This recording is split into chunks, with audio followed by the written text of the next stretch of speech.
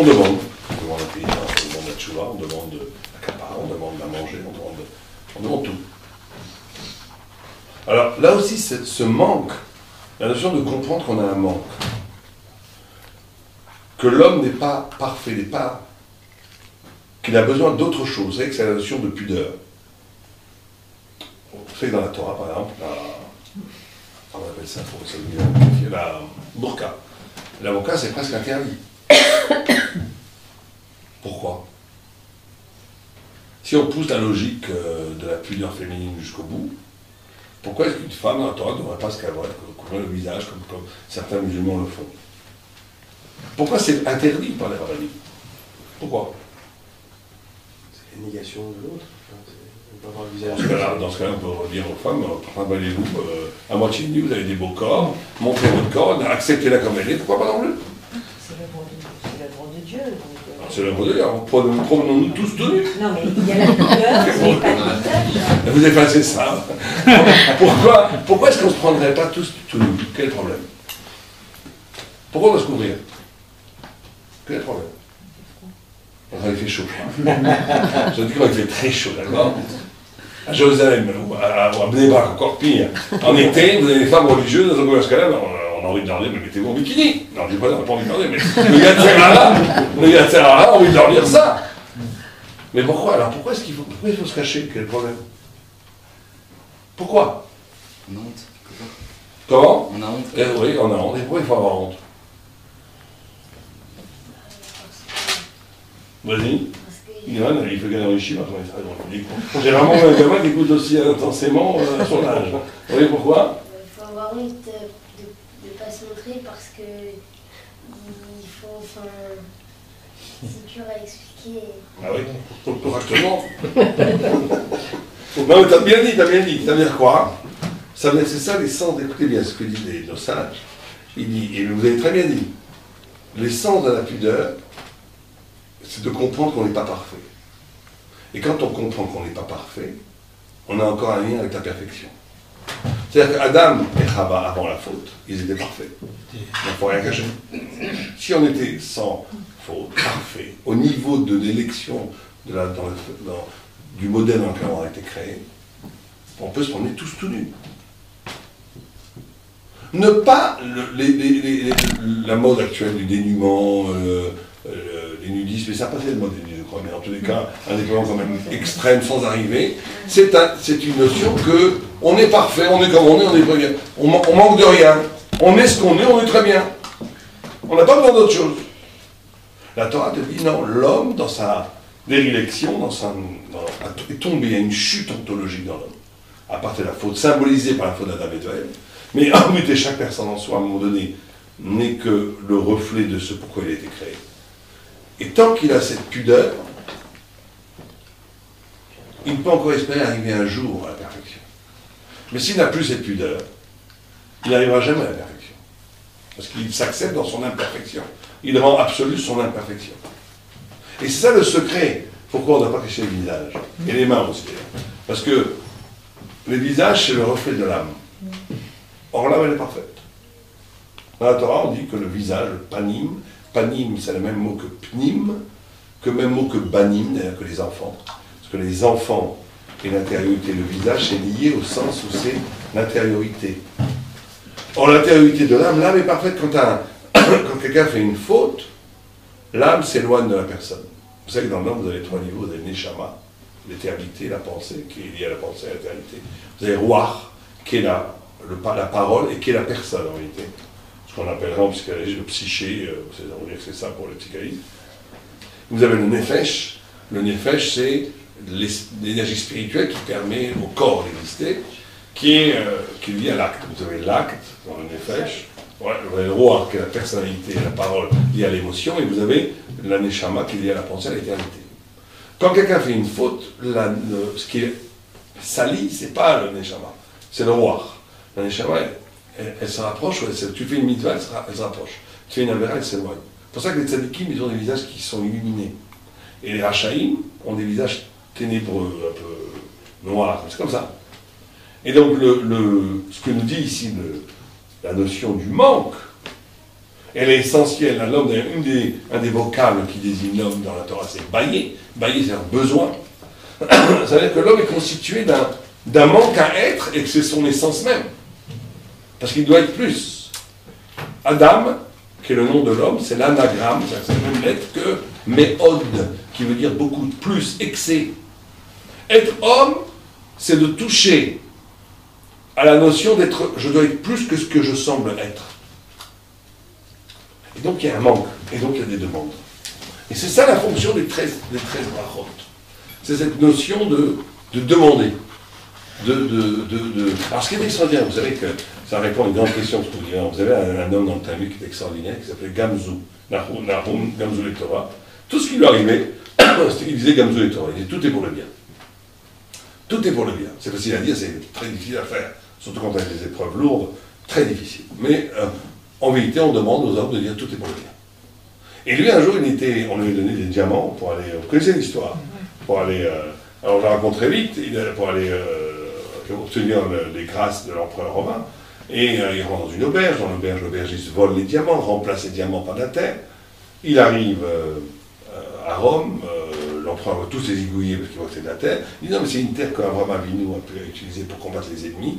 Et effectivement, il l'utilise et il gagne des batailles extraordinaires à l'empereur. Et il dit aux Juifs prenez tout l'argent, tout, ouvrez mon trésor, tous les diamants vous les prenez-les. Et il revient, il repasse par l'auberge. L'aubergiste, qui était un grand escroc, entend que sa terre a des vertus magnifiques. Il va voir l'empereur, l'empereur essaie, et là il voit que ça ne marche pas, il le zigouille. Bon, c'est l'histoire. Et tout ce qu'il dit, c'est que Gamzu le Torah. Ah bien qu'il va aussi avec l'histoire du coq, vous connaissez l'histoire avec le coq, l'âne et la flamme. Mais le même Gamzu le Torah, un jour, était avec un âne plein de victuailles, plein de choses. Il a rencontré un pauvre qui lui a dit, tu peux me donner à manger, j'ai faim. Il dit, oui, laisse-moi 2 minutes de décharger, je te donne à manger. Et le temps qu'il dit ça, la personne est morte. Le mendiant est mort. Et là, il n'a pas dit Gamzu le Torah. Il n'a pas dit, bon, c'est très bien. Il s'est affligé sur lui des souffrances terribles. Il a tellement culpabilisé, il a dit que si il a appelé sur lui les 4 exécutions du Beddin. Le feu, le glaive, tout. Il n'a pas pu vivre avec ça. Il n'a rien fait. Il n'a rien fait du tout. Il a juste dit, il a dit, mais j'aurais dû être zélé, lui donner tout de suite, pas attendre. Pourquoi il n'a pas dit Gamzu le Torah? Tu peux lire Gamzu le Torah pour les choses qui t'arrivent objectivement, mais ça ne va pas se traduire en irresponsabilité de ce que tu dois faire. Donc c'est ça le paradoxe de la conscience juive. Tout est pour le bien. Tout est pour le bien. Mais ça ne te dispense pas à toi, dans ta responsabilité éthique et spirituelle. Tu peux pas dire pour moi tout est pour le bien, je ne fais rien. Toi tu dois au contraire tout faire pour obtenir ce qui te manque.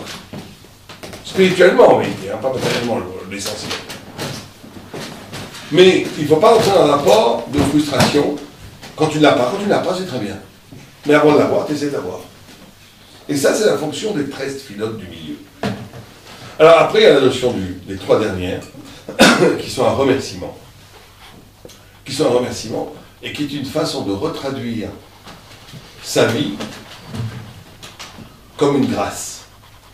Être capable de retraduire sa vie comme une grâce. C'est-à-dire retrouver la notion de reconnaissance. Même en français, c'est extraordinaire, parce que modim, oda'a, ça en même temps reconnaître et ça en même temps être reconnaissant. Ça demande une intelligence, de traduire son existence en remerciement, en comprenant que c'est Dieu qui te donne tout ça. C'est une des dimensions aussi fondamentales là-dessus. Alors, je veux passer assez vite, parce qu'on peut aussi parler beaucoup de ça. Je vais avancer sur la question qu'on m'a posée. La question qu'on a posée au début. En réalité, c'est une question qui est posée par le Rav Simcha Nissan. Et là, je la reformule. Et on va donner les 3 réponses que j'ai trouvées chez nos sages. La question, c'est à quoi ça sert de prier? Dans la mesure où Dieu sait mieux que moi ce dont j'ai besoin. Et pourquoi, en fin de compte, l'islam n'aurait pas raison en disant Maktoub, tout est écrit. Alors, je vais vous étonner, il y a une réponse de Rav Simcha Nissan qui dit comme ça, qui dit en réalité tout est écrit. Et que la prière ne sert à rien. Et que pourquoi je prie alors, juste pour avoir conscience que tout vient de Dieu. Réponse qu'on n'aime pas beaucoup, mais qui existe, il faut quand même dire. C'est une des 3 réponses.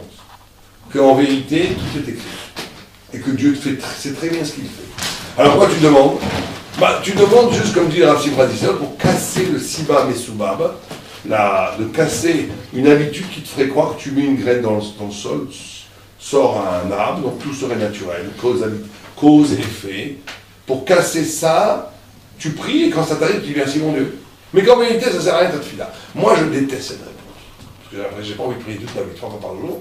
Juste pour avoir conscience que tout vient de Dieu. Je sais que tout vient de Dieu et j'espère que ma fila sert à quelque chose.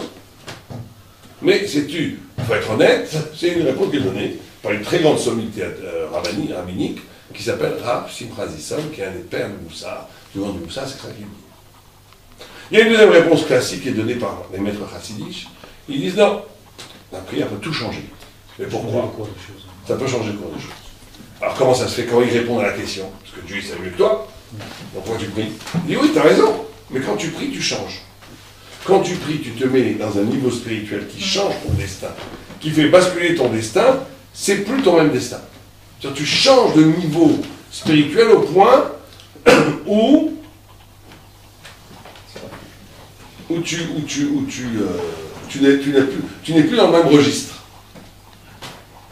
On peut peut-être relier ça à la paracha de la semaine dernière, à un niveau sûrement bien plus simple, où le Rashi nous explique que quand Avram est passé à Abraham, ils expliquent qu'en fait il a changé les mazalot. Ouais. Lui ou ça? Oui, bien sûr. Lui et sa femme. Tu peux changer les mazalot en te changeant toi-même, tu changes ton destin. Et en réalité, la troisième réponse est très proche. Parce que la troisième réponse dit que, en réalité, elle fait l'union entre les deux premières réponses. Elle dit en réalité, tout est prévu. Mais Dieu ne te le donnera pas si tu ne demandes pas. Ça veut dire que c'est comme un enfant, vous avez préparé un enfant à manger. C'est pour toi. Mais si tu ne dis pas merci, s'il te plaît, tu ne l'auras pas. C'est-à-dire que Dieu veut un dialogue. C'est-à-dire que là, on rentre dans une histoire qui a toute une infinité de destins devant toi. Il y a beaucoup de scénarios possibles. Ça va dépendre mais tout est prévu. Tu ne vas pas créer quelque chose de nouveau. Tout est en vérité prévu, parce que Dieu sait mieux que la question reste. Mais la réponse à la question, c'est que c'est oui, mais il faut que tu y ailles le chercher. Il faut que tu ailles le demander, il faut que tu ailles le prendre. Donc ça veut dire qu'il y aurait une multiplicité de destins possibles qui dépendraient, qui sont déjà prévus pour toi, dans la façon dont tu es capable, oui ou non, d'ouvrir la clé ou de ne pas l'ouvrir. Alors il y a deux extrêmes à ça. Il y a deux extrêmes qui ne répondent pas. Il y a des fois la prière n'est pas répondue. Pourquoi elle n'est pas répondue? Alors une fois un rave a demandé, quelqu'un a demandé un très grand rave, et le rave lui a répondu presque cruellement. Il lui a dit, Dieu t'a répondu? Il t'a répondu non. T'as demandé, il t'a répondu non. Pourquoi? Sur ça, il y a deux extrêmes. Il y a un extrême, non, les nous, c'est pas ça. C'est pas pour nous, mais ça existe quand même. Où la demande, de façon très cruelle, pose la question. De façon presque méchante, on va dire. Elle dit comment ça se fait qu'il y a des gens qui prient, on ne leur répond pas. Et la Gemara répond une question, une réponse terrible, en disant est-ce qu'on répond à un âne qui braie dans sa grange? Il y a des prières. Quand quelqu'un reste dans la matière, l'âne, c'est toujours l'idée du chomer, chamor, c'est l'âne, c'est chomer, c'est matière. Si l'homme reste dans la matière, il ne peut pas avoir de miracle. La façon d'avoir le miracle, c'est quand l'homme s'arrache de la matière. C'est quoi s'arracher de la matière? C'est d'être capable de faire quelque chose. Je donne très souvent cet exemple pour comprendre cette idée. C'est vrai qu'il y a une discussion extraordinaire entre Maïmonide et Nachmanide. Est-ce que Dieu fait tout? Est-ce que Dieu fait tout? Quand je prends ce stylo, je lâche. Il va tomber. On est d'accord? Il va tomber. Que ça, Dieu l'a fait ou pas? Ou c'est la loi de la pesanteur? Qu'est-ce que vous dites? Mais le représentateur, c'est Dieu aussi. Oui, c'est Dieu le représentateur. Mais est-ce que Dieu le fait de façon directe ou pas? Non, je pense que... Voilà, c'est plus difficile. Alors je vais vous dire ce que vous voulez, parce que c'est une discussion entre un Nachmanide et Maïmonide. Nachmanide, il dit, Dieu préserve de croire en la nature. Il dit, comme Michel Mamid Beteva, un autre de te rapprocher. Tout celui qui croit en la nature n'a pas de part de la Torah de Moïse. Et il dit les milliards de mouvements de papillons, les milliards de mouvements de poissons dans l'eau. Il dit la circonvolution d'une feuille qui descend d'un arbre. Tout est orchestré par Dieu, tout est fait par Dieu. Et ce qu'on appelle la loi, ce n'est qu'une répétition de la volonté. C'est-à-dire que si vous voyez une grand-mère pendant 100 ans qui tous les matins, à 8 h du matin, va traire sa vache, si je n'ai pas d'autres informations et je suis un scientifique, je dis il y a une loi qu'une grand-mère tous les matins, à 8 h du matin, va traire sa vache. Mais c'est en réalité une répétition de volonté. Le soleil se lève, ça tourne comme ça, Dieu peut faire tout changer quand il veut. Mais il ne veut pas, depuis des milliers d'années, il fait le même truc. Mais il n'y a pas de loi. Viens Maïmonide, il dit mais il faut laisser tranquille le bon Dieu avec les papillons, les poissons et les feuilles qui tombent des arbres. Il y a autre chose à faire dans la vie que de faire ça. Dieu a créé un système qui marche tout seul. Tout le monde a créé sur Maïmonide, hérésie, influencé par Aristote, c'est pas bien. Mais Maïmonide, c'est pas rigolo. C'est un immense Temtraham, un immense, tout ce que un immense pilier de la Torah. Donc qu'est-ce que veut dire Maïmonide quand il dit ça? Maïmonide, la réponse, elle est dans le Moré Nevochim. Il dit une chose terrible, il dit que la Hashgacha, ça veut être l'intervention de Dieu dans ta vie, dépend, est proportionnelle à ton intelligence. C'est-à-dire, si quelqu'un est ahmar, Dieu n'intervient pas dans ta vie. Si quelqu'un est intelligent, Dieu intervient dans ta vie. C'est quoi intelligent? On a vu des gens très intelligents, des Hachem. Et c'est quoi ce rapport entre l'intervention divine et l'intelligence? L'intelligence est définie par Maïmonide par la notion de rompre avec la matière. C'est quoi rompre avec la matière? C'est quoi? Sortir du déterminisme. C'est comment on sort? Bah, c'est comment on sort justement. Ah, tu l'as. Justement par l'aspect. Comment? C'est pas forcément. Il y a des gens qui sont spirituels, ça les arrange. Allez savoir. Il y a des gens qui peuvent être religieux parce que ça leur donne une bonne conscience.